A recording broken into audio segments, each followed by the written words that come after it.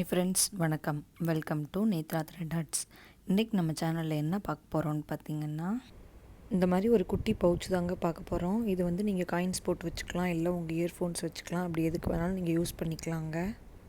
நான் வந்து என்னோடய காயின்ஸ் வச்சுருக்கேன். இதில் இந்த பர்ஸ் எப்படி பண்ணுறதுன்னு இப்போ நம்ம வீடியோக்குள்ளே போய் பார்க்கலாம். அதுக்கு முன்னாடி நம்ம சேனலை இப்போ தான் ஃபஸ்ட் டைம் பார்க்குறீங்க அப்படின்னா கீழே இருக்க சப்ஸ்கிரைப் பட்டனை சப்ஸ்கிரைப் பண்ணிக்கோங்க.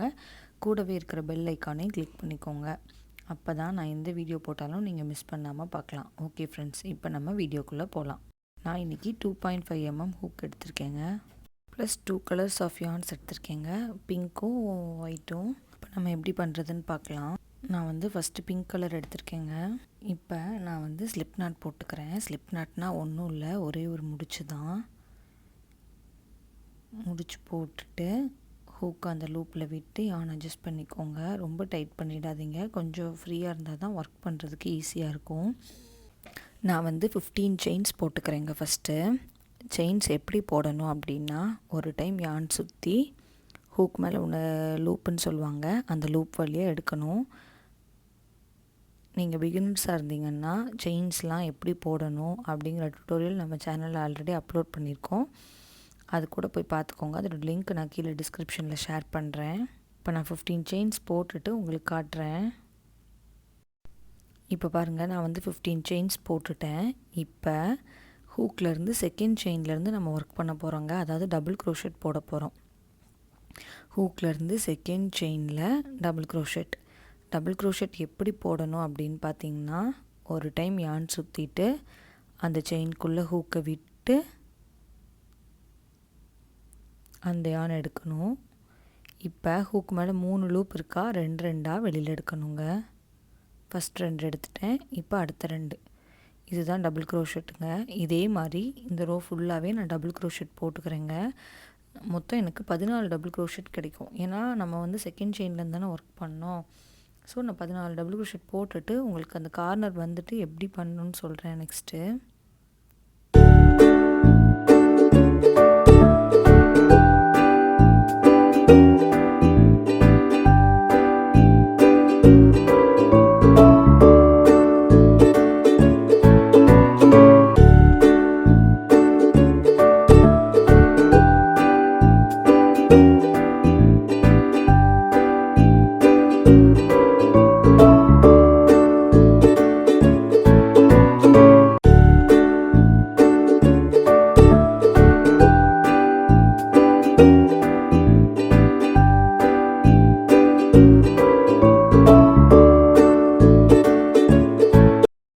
இப்போ பாருங்கள், நான் வந்து போட்டுட்டேன். இப்போ அந்த லாஸ்ட்டில் வந்து 3 டபுள் க்ரோஷெட் போடணுங்க. ஆல்ரெடி நான் 1 போட்டுட்டேன். இப்போது நான் இன்னும் 2 டபுள் க்ரோஷெட் அதிலே போடுறேங்க. 1 போட்டுட்டேன். இப்போ செகண்ட் 1 போடுறேன். செகண்ட் 1 போட்டுட்டேங்க. இப்போ நம்ம செயினுக்கு மேலே ஒர்க் பண்ணுமா, இப்போ செயினுக்கு அடியில் ஒர்க் பண்ணுங்க. சேம் ஒவ்வொரு டபுள் க்ரோஷெட் தான். இந்த பக்கம் கார்னரில் 3 டபுள் க்ரோஷெட் போடணுங்க. நான் இது ஃபுல்லாக போட்டுட்டு கார்னர் வந்துட்டு அப்புறம் உங்களுக்கு காட்டுறேன் எப்படி இருக்குன்னு. இப்போ பாருங்கள், லாஸ்ட்டு வந்துட்டோம். இப்போ ஆல்ரெடி 1 போட்டிருந்தோமா, இப்போ நான் லாஸ்ட்டு ஒரு செயினில் 2 டபுள் க்ரோஷெட் மட்டும் போடுறேங்க. 1 போட்டுட்டேன், இன்னொன்று போட்டேங்க. இப்போ ஃபஸ்ட்டாக போட்ட டபுள் க்ரோஷெட் இருக்குல்ல, அதில் டாப்பில் போயிட்டு நான் வந்து ஸ்லிப் ஸ்டிச் பண்ணிடுறேன். இப்போ அப்படி திருப்பிக்கோங்க.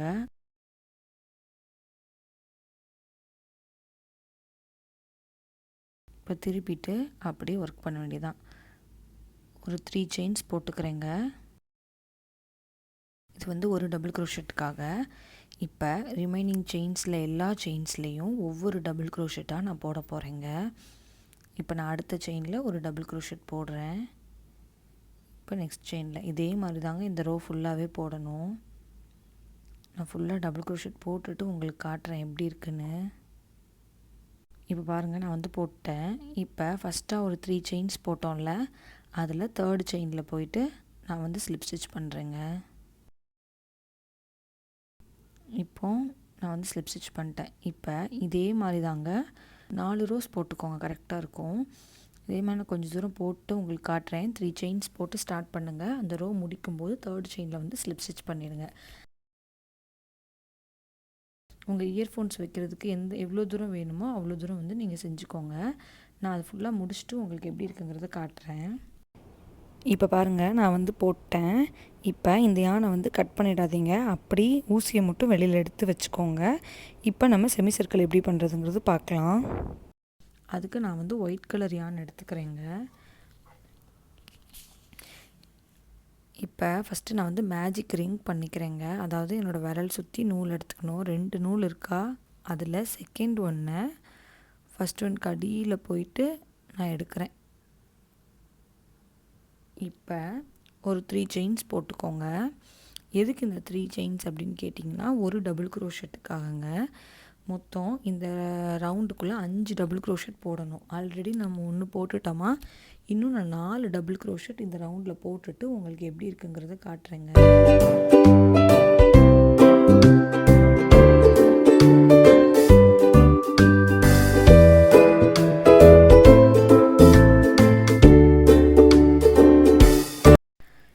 இப்போ பாருங்கள், நான் வந்து போட்டேன். இப்போ அந்த நூலை பிடிச்சி இழுத்திங்கன்னா அந்த ரவுண்டு வந்து க்ளோஸ் ஆகிடுங்க. இப்போ என்ன பண்ணணுன்னு பார்த்தீங்கன்னா, அப்படி திருப்பிக்கோங்க. அப்படியே திருப்பிட்டு அந்த ஃபஸ்ட்டு செயின் தெரியுதுல, திருப்பினதுக்கப்புறம் அதில் 2 டபுள் க்ரோஷெட் போடணுங்க. ஒரே செயினில் போடணும்.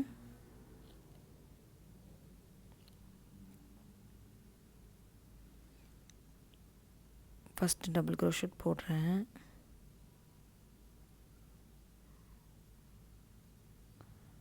இப்போ அதிலே அடுத்த டபுள் க்ரோஷெட்டும் போட்டுக்கோங்க.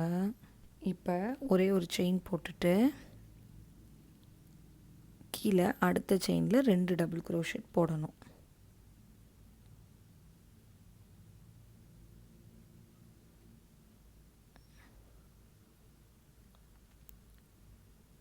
இப்போ மறுபடியும் ஒரு செயின் போட்டுட்டு 2 டபுள் க்ரோஷெட். இதே மாதிரி மொத்தம் 10 டபுள் க்ரோஷெட் கிடைக்கும். 5 ஸ்பேஸ் வருங்க. நான் இந்த எண்டு வரைக்கும் போட்டுட்டு உங்களுக்கு காட்டுறேன் எப்படி இருக்குன்னு.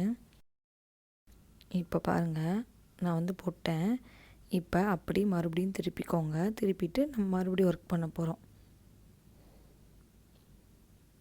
இப்போ அப்படியே திருப்பிட்டு ஃபஸ்ட்டு செயினில் ஒரே ஒரு டபுள் க்ரோஷெட் மட்டும் போடணுங்க.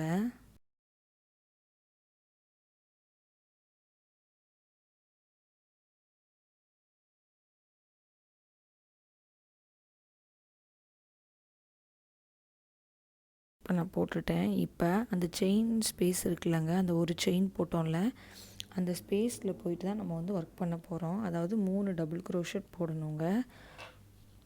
இப்போ ஒரு டபுள் க்ரோஷெட் போட்டிருக்கோமா, அதுக்கப்புறம் ஒரு செயின் போட்டுட்டு இப்போ அந்த செயின் ஸ்பேஸில் போயிட்டு 3 டபுள் க்ரோஷெட் போடணும். 1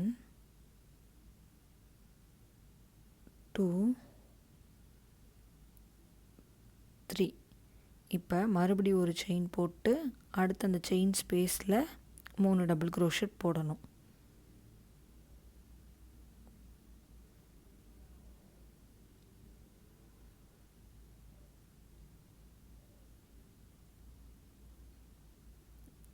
இப்போ 3 போட்டேன்னா இப்போ மறுபடியும் ஒரு செயின் போட்டு அந்த ஸ்பேஸில் போயிட்டு 3 டபுள் க்ரோஷெட்.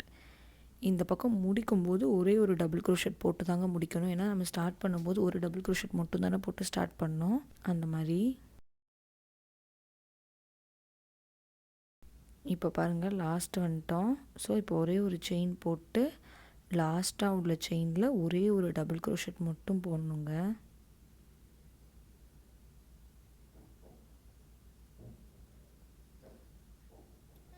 இப்போ அப்படியே திருப்பிக்கோங்க. திருப்பிட்டு 3 செயின்ஸ் போட்டுக்கிறேங்க. இது வந்து ஒரு டபுள் க்ரோஷெட்டுக்கு ஈக்குவலாக. இப்போ நான் இன்னொரு செயின் எக்ஸ்ட்ரா போட்டுக்கிறேன். இது எதுக்குன்னு கேட்டிங்கன்னா, அந்த ஸ்பேஸ்க்காக. இப்போ அந்த ஃபஸ்ட்டாக உள்ள ஸ்பேஸ் இருக்குல்ல, அதில் போயிட்டு நான் வந்து 4 டபுள் க்ரோஷெட் பண்ணுறேங்க.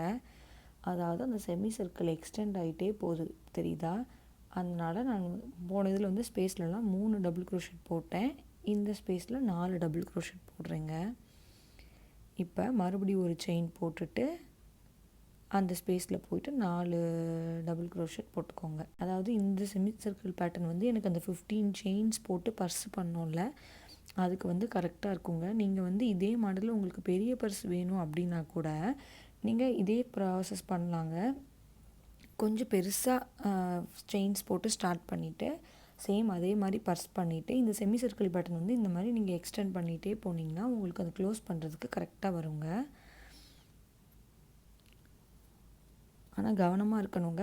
ஆரம்பிக்கிற இடமும் முடிக்கிற இடமும் ஒரு டபுள் க்ரோஷெட் தான் போடணும். அப்போ தான் உங்களுக்கு அந்த செமி சர்க்கிளோட பேட்டர்ன் கரெக்டாக வருங்க. இப்போ நம்ம லாஸ்ட் வந்துட்டோங்க. ஸோ ஒரே ஒரு செயின் போட்டுட்டு லாஸ்ட் ஒன் செயினில் ஒரே ஒரு டபுள் க்ரோஷெட் மட்டும் போடணுங்க.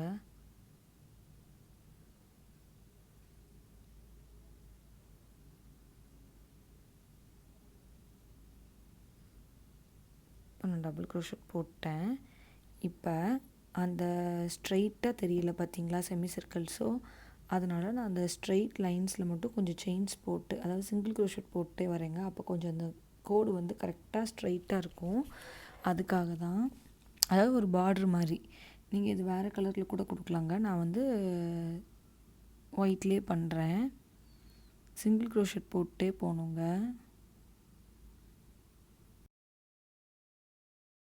முடித்தோம்ல அந்த டபுள் க்ரோஷெட்டோட சென்டரில் ஹூக்கை கொடுத்து சிங்கிள் க்ரோஷெட் போட்டேன். அந்த மாதிரி அந்த ஒவ்வொரு டபுள் க்ரோஷெட்டாக போட்டிருக்கோம்ல அதோட சென்டர்லலாம் ஹூக்கை கொடுத்து நீங்கள் சிங்கிள் க்ரோஷெட் போட்டு போயிடுங்க.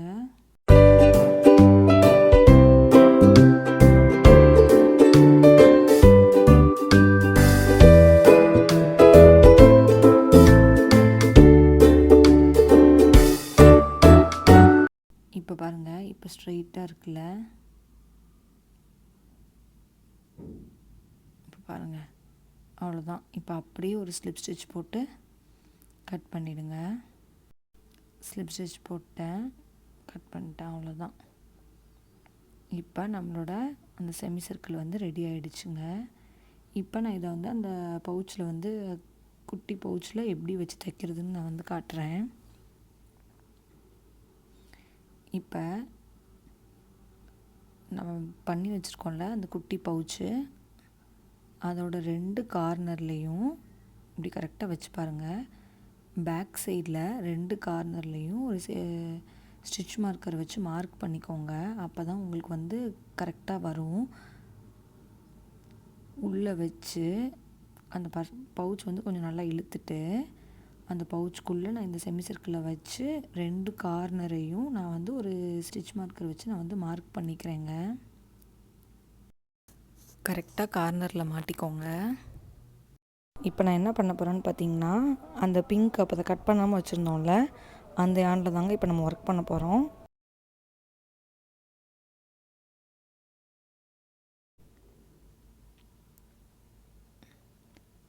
அதாவது அந்த பவுச்சோட செயின்லேயும் அந்த செமி சர்க்கிள் பண்ணோம்ல அதோட செயின்லேயும் சேர்த்து ஹூக்கை விட்டு சிங்கிள் க்ரோஷெட் போடணுங்க. இப்போ பர்ஸோட செயினில் ஹூக்கை விட்டு அந்த செமி சர்க்கிளில் உள்ள செயின் மேலேயும் ஹூக்கை விட்டு சேர்த்து அந்த யானை எடுத்து சிங்கிள் க்ரோஷெட் போடணும். இதே மாதிரி தாங்க அந்த கார்னர் வரைக்கும் போடணும். நீங்கள் ஊசியை வச்சு தைச்சிக்கிறீங்க அப்படின்னா கூட தைச்சிக்கலாம், அது கூட பண்ணலாங்க. நான் இதை முடிச்சுட்டு உங்களுக்கு காட்டுறேன் எப்படி இருக்குன்னு. இப்போ பாருங்கள், அப்படியே லாஸ்ட்டாக ஸ்லிப் ஸ்டிச் போட்டு நான் கட் பண்ணிட்டேங்க. இப்போ நான் இந்த பட்டன் வச்சு தைச்சிட்டு உங்களுக்கு எப்படி இருக்குங்கிறத காட்டுறேங்க. இப்போ இந்த பட்டன் வச்சு தைச்சிட்டேன். எனக்கு அந்த நம்ம செயின் ஸ்பேஸ் விட்டோம்ல அதுவே கரெக்டாக இருக்குங்க க்ளோஸ் பண்ணுறதுக்கு. ஸோ நான் வந்து எக்ஸ்ட்ரா செயின்ஸ் போடலை. நீங்கள் வேறு பட்டன் எடுத்திங்கன்னா ஒன்றும் இல்லைங்க, கரெக்டாக எது சென்டர் வருதுன்னு பார்த்துட்டு அங்கே ஸ்லிப் ஸ்டிச் பண்ணி நூல் எடுத்துக்கோங்க. உங்கள் பட்டனுக்கு தகுந்த மாதிரி கொஞ்சம் செயின்ஸ் போட்டுட்டு அதே இடத்துல திருப்பி ஸ்லிப் ஸ்டிச் பண்ணிவிடுங்க. இது வந்து நீங்கள் எடுக்க போகிற பட்டன் பொறுத்து தாங்க இது வரும். இல்லை நான் அந்த மாதிரி க்ளோஸ் பண்ணிக்கிறேன்னா அந்த செயின் ஸ்பேஸ்லேயே எனக்கு க்ளோஸ் பண்ணுறது கரெக்டாக வருதுன்னா நீங்கள் அப்படியே விட்டுக்கலாம். நான் அதனால் அந்த இதுக்கு வந்து நான் அந்த மாதிரி செயின்ஸ் போடலைங்க, இதில் தான் நான் போட்டேன். ஸோ எப்படி வேணாலும் நீங்கள் செஞ்சுக்கலாங்க. ஓகே ஃப்ரெண்ட்ஸ், இந்த வீடியோ உங்களுக்கு பிடிச்சிருந்துச்சுன்னா லைக் பண்ணுங்கள், ஷேர் பண்ணுங்கள், கமெண்ட் பண்ணுங்கள், சப்ஸ்கிரைப் பண்ண மறந்துடாதீங்க. இதே மாதிரி இன்ட்ரெஸ்டிங்காக வேற ஒரு வீடியோவில் உங்கள் எல்லோரையும் வந்து மீட் பண்ணுறேன். நன்றி.